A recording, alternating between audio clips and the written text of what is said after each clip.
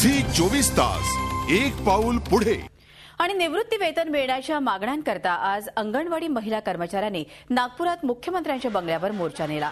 सुमारे 150 पेक्षा जास्त महिला कर्मचारी या मोर्चात सहभागी झाल्या होत्या।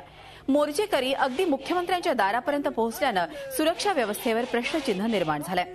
आंदोलनकर्त्यांनी बंगल्याच्या दारासमोरच ठिय्या मांडल्यानं मुख्यमंत्र्यांना आपल्या पूर्वनियोजित कार्यक्रमाला जाण्यास पाऊण तास उशीर झाला।